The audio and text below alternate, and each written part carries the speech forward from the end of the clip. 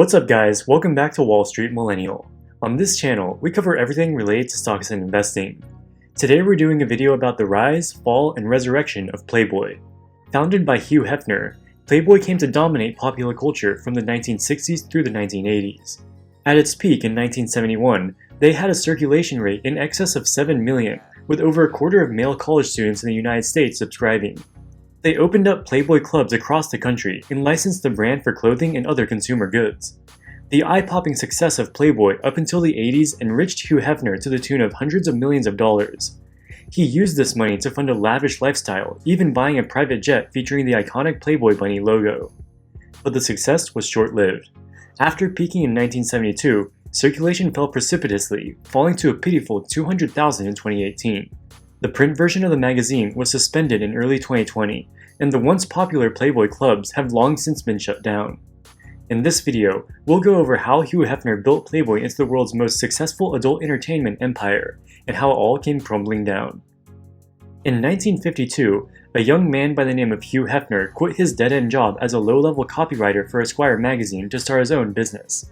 By taking out a loan and raising money from friends and family, he managed to cobble together $8,000 for his new idea, Playboy magazine. His vision was to create an adult magazine featuring revealing pictures of attractive women. You have to remember that in the 1950s, the US still had a very conservative culture.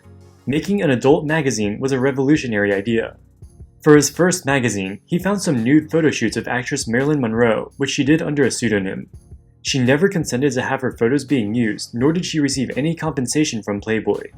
Nonetheless, the first magazine was an immediate success, selling over 50,000 copies. They designed the iconic Playboy logo of a bunny dressed in a tuxedo. The Playboy bunny eventually became an aspirational symbol for young men across the world. In each magazine, they would name one model as the Playmate of the Month, featuring adult photos including a full-body picture in the centerfold of the magazine. Every year, they chose one model to be the Bunny of the Year. This became a highly prestigious recognition within the modeling industry.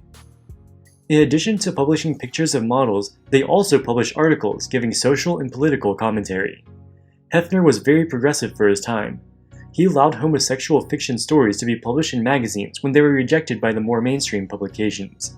Playboy also played a part in the civil rights movement by featuring interviews with Martin Luther King Jr. in the 1960s.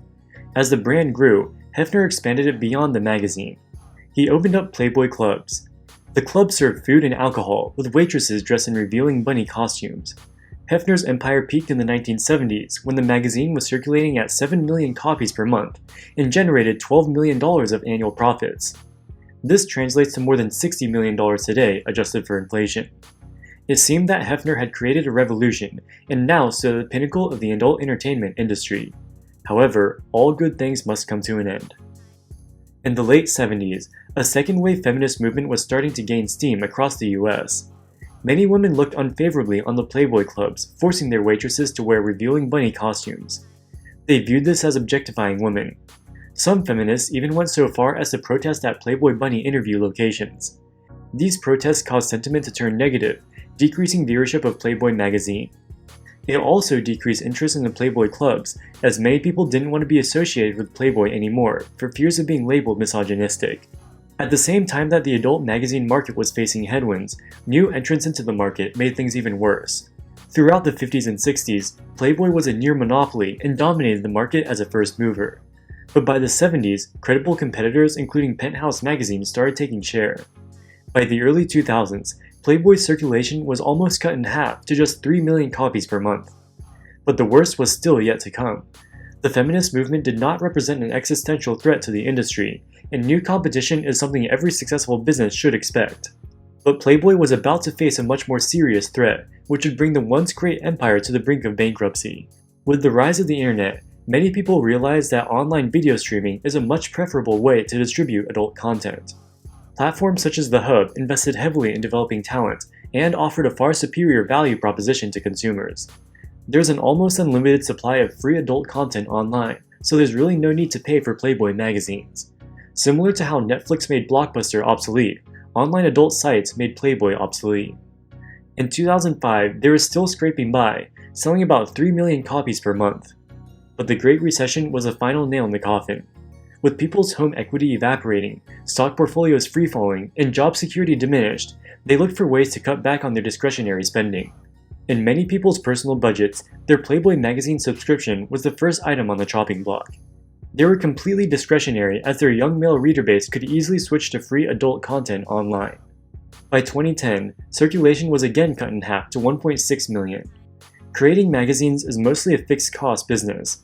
It costs very little to print each magazine, but it costs a lot to hire the models for the photo shoots and the journalists to write the articles. This means that as circulation decreases, the business can turn from making profits to making losses very quickly. And this is exactly what happened to Playboy. As the value of Playboy decreased, Hefner was forced to cut back on his luxurious lifestyle. He sold his English-style mansion in LA for $18 million. In an effort to cut costs, they reduced the number of issues published from 12 per year to 10 per year. But this did nothing to reverse the fundamental decline of the print magazine industry. In 2011, Playboy was bought out by a private equity fund who installed a new CEO, Scott Flanders. Flanders was a traditional CEO and saw that Playboy would have to completely change its business model if it wanted to survive. One of the biggest changes that he made was removing full frontal nudity from the magazines. This was not the result of any moral objections, but purely a business decision. With free online adult content being so prevalent by this point, nobody was reading Playboy for the nudity anymore. Despite the declines of the print magazine, Playboy still had an iconic brand.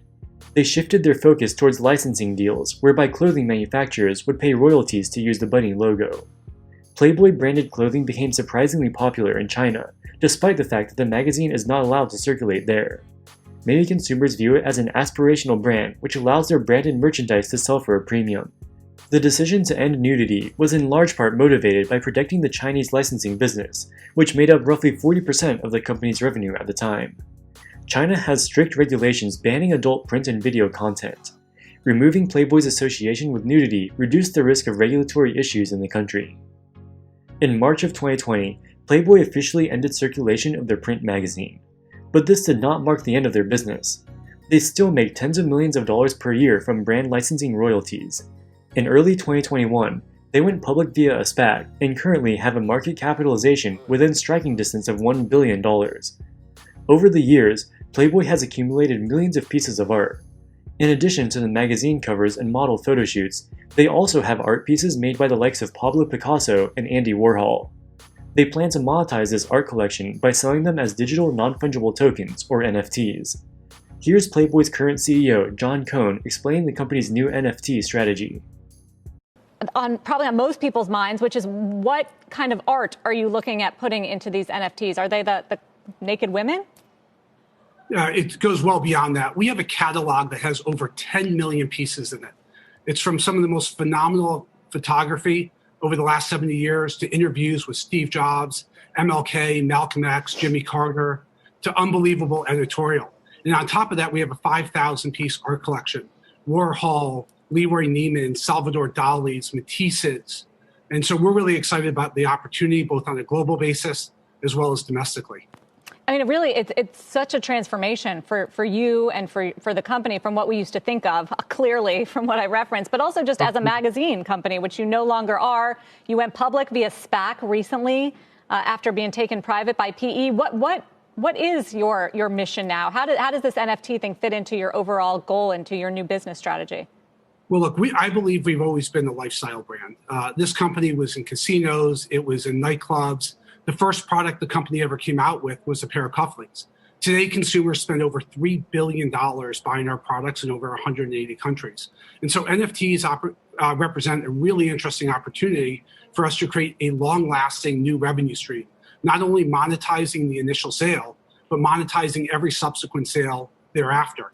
And when you look at the Warhols and the other valuable pieces that we have that historically maybe only a few people could afford, through NFTs and through tokenization, we can create a much larger universe to collect these with a much larger revenue stream long-term, participating in every subsequent transaction.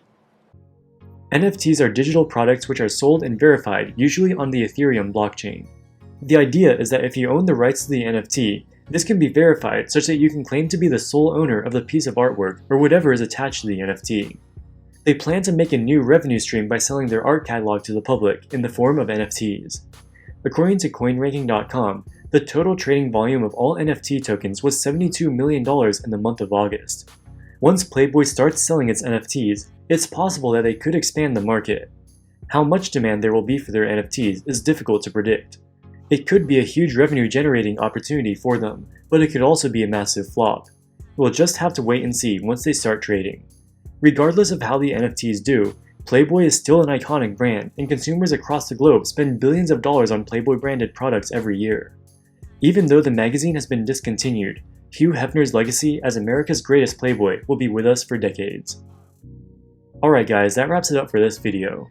What do you think about Playboy's new NFT strategy? Is it just a gimmick, or does it have a real chance of success? Let us know in the comments section below. As always, thank you so much for watching, and we'll see you in the next one. Wall Street Millennial, signing out.